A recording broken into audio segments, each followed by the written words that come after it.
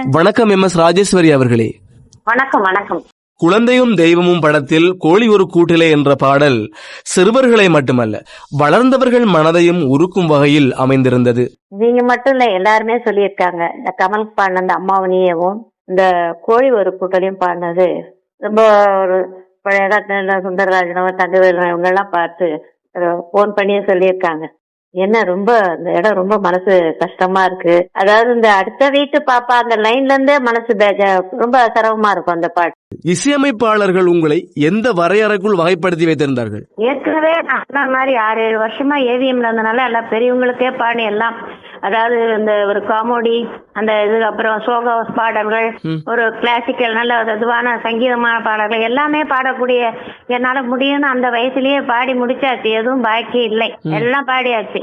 ஆனால் வயசு ஆக ஆக குழந்தைக்கும் பாடுற அளவுக்கு வந்துட்டுதேன்னு ரொம்ப கொஞ்சம் வருத்தம் தான். இருந்தாலும் நான் அதுக்கப்புறம் பாடின ஒரு குழந்தை பாட்டு இந்த கமலுக்காக பாடினதுதான், அந்த அம்மாவனியே அப்பாவனியே.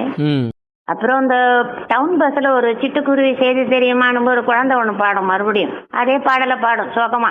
அது விளையாட்டு வினையா எடுத்து நான் சும்மா ஏதோ பாடி அந்த பையனுக்கு சொல்லும் பொழுது அந்த பாட்டை ரெக்கார்ட் பண்ணிட்டாங்க. ஆனா அதுல இவ்வளவு வினைகள் இதா இந்த மாதிரி எல்லாம் ஆகும்னு நான் நினைக்காம சாதாரணமா பாடின பாட்டு.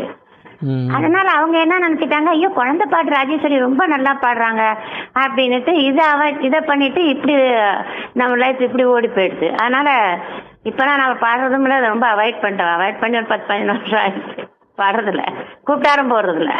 ஆமா, எதுக்கு குழந்தை பாட்டை கட்சியில குழந்தை பாடகி மாதிரி ஆயிட்டோம்ல. எவ்வளவு பெரிய அழகான பாடல்கள்லாம் பாடிட்டு தேவையில்லாத எல்லாரும் நாம் தான் பாடணும்னு நினைக்கிறதுல, எல்லாரும் பாடக்கூடியவங்க தான். எல்லாரும் மாதிரி பாடலாம், பெரியவங்க மாதிரி பாடலாம். உங்கள் குரல் குழந்தை குரலாகத்தானே தெரிகிறது. இது நீங்களே இப்ப இவ்வளவு தூரம் சொல்லி நீங்களே என்ன குழந்தை பாடகி மாதிரி தான் நீங்க நினைச்சீங்க இல்லையா? அப்படி அல்ல.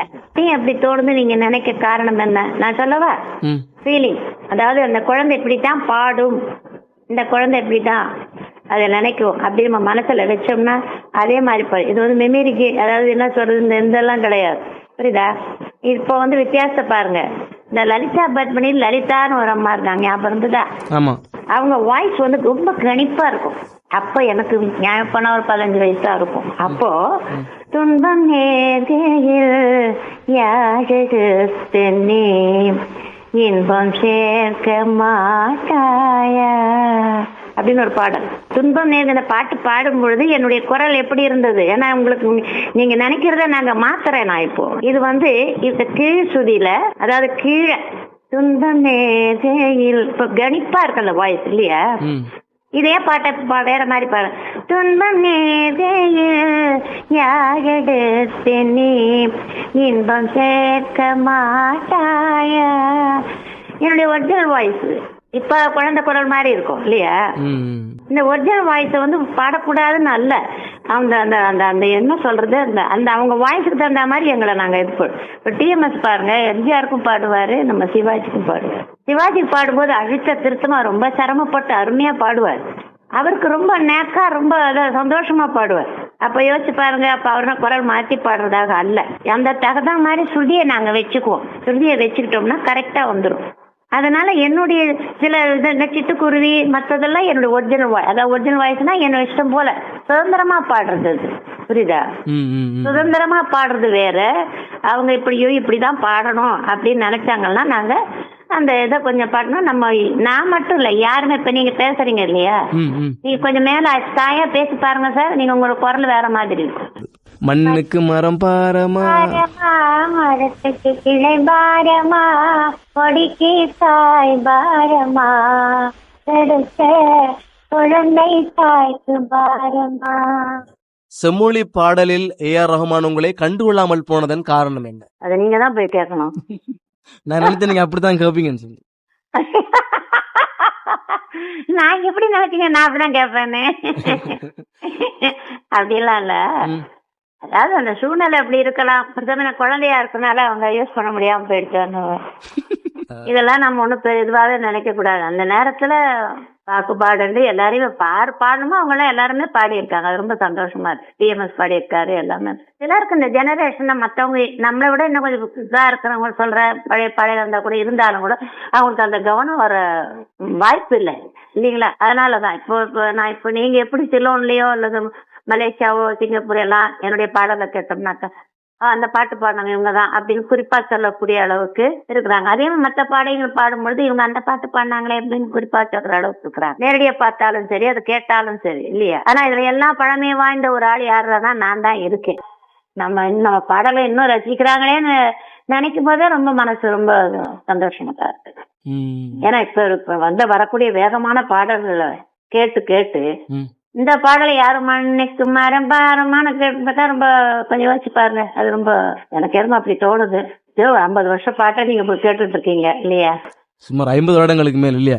ஆமா, அந்த பாடலை நம்ம எப்படி மத்தவங்க எல்லாம் பாடல நம்ம எப்படி சொல்ல முடியும்? அவங்களுக்கு நம்ம பாட்டை முதல்ல என்னையே தெரிய மாட்டேங்குது. அவங்களுக்கு என்ன தெரியாதவங்க எல்லாம் பார்க்கும்போது அம்மா அந்த அளவுக்கு இந்த சீடா அந்த அளவு பாடுவாங்களான்னு நினைக்கிறவங்களுக்காக ஒரு வேணும்னு அப்ப மியூசிக் டைரக்டர் இந்த பாட்டை போட்டு 2-3 பாட்டை எனக்கு கொடுத்துருக்காரு. அந்த மாதிரிலாம் மியூசிக் டைரக்டருடைய ஒரு தன்மை மனசெல்லாம் கிடைக்கிறது ரொம்ப கஷ்டம். ஆர்டிஸ்டா ரொம்ப மதிச்சு அவங்க கிட்ட என்ன சங்கீதம் அவங்களுக்கு என்ன இருக்குன்னு வெளிப்படுத்தக்கூடியது மியூசிக் டைரக்டர் தான் இருக்கு. அதே மாதிரிதான் எம்எஸ்சி எல்லாருமே எல்லா மியூசிக்கும் அந்த காலத்துல ரொம்ப அருமையா ஆர்டிஸ்ட நினைச்சே வச்சே டியூன் போடுவாங்க. இவங்க அப்படி பாடினா நல்லா இருக்கும். செங்கமல தீவுன்னு பாட்டு படம். பேசியது நான் இல்லை கண்கள் தானே, நினைப்பது நான் இல்லை நெஞ்சம் தானே, பேசியது நான் இல்லை நெஞ்சம் தானே, நினைப்பது நான் இல்லை நெஞ்சம் தானே. உங்களின் ஒரு பாடல் இருக்கிறது, இன்று கேட்டாலும் மனதுக்குள் ஒரு புலகாங்கிதத்தை தந்து கிராமிய மண்ணின் வாசனையை அப்படியே கொண்டு வரும் அந்த மாப்பிளவாராம் பாடலை அப்படியே எங்களுக்கு ஒரு முறை பாடி காட்டுங்களேன். சரி, ஒரு நிமிஷம். மாப்பிள்ள வந்தா மாட்டு வண்டியிலே, பொண்ணு வந்தா பொட்டி வண்டியிலே, காக்கா கடிச்சு கொடுத்த கமது கட்டு மிட்டாய் சோக்கா வாங்கி தின்னு புட்டு விட்டானைய கொட்டாவி ஓட்டாஞ்சலிய எடுத்துக்கிட்டு ஓடுனாங்க மாறு கட்டு, ஒரு ஆழாக்கு அரிசி வாங்கி உலகில தான் போட்டுக்கிட்டு, கூட்டாஞ்சோறு ஆக்கிக்கிட்டு கும்மாளந்தான் போட்டுக்கிட்டு, குழவி கண்ணு பிள்ளைய ஒண்ணு குஷியாக பெற்றுக்கிட்டு, ஆராரோ நீ யாரோ அருமையான குழந்தையாரோ, ஆராரோ நீ யாரோ அருமையான குழந்தையாரோ. ஹலோ, மிக அருமையாக பாடுகிறீர்கள். நான் தூங்கிட்டீங்களாக்குன்னு நினைச்சேன். ரொம்ப நாளாச்சு இந்த பாட்டை மேடையிலயும் பாடுறது இல்ல, நடுப்புல சிரிப்பு வந்துருச்சு. அதனாலதான் ஒரு மாதிரி சிரிக்கிறாரு. நீங்க இந்த அளவுக்கு என்ன பேட்டிக்காண்டு ஒரு என்ன சொல்றது, இந்த மறுபடியும் பழைய பாடல்லாம் எனக்கு நான் மேடையில கூட பாட மாட்டேன், அந்த பாடலாம் பாடக்கூடிய அளவுக்கு எனக்கு நீங்க அதை ஞாபகப்படுத்துறதுக்கு ரொம்ப தேங்க்ஸ். ஆனா நான் எப்படி பாடினேன்னு தான் தெரியல. நீங்க சொன்ன மாதிரி மக்கள் நீங்க நினைச்ச மாதிரி அவங்க நினைக்க கூடாது. ஓஹோ அம்மா என்னோ குரலை மாத்தி பாடி இருக்காங்கன்னு நினைக்காம, அதுக்காக தான் அந்த சுதியை பத்தி நான் பேசுவேன்.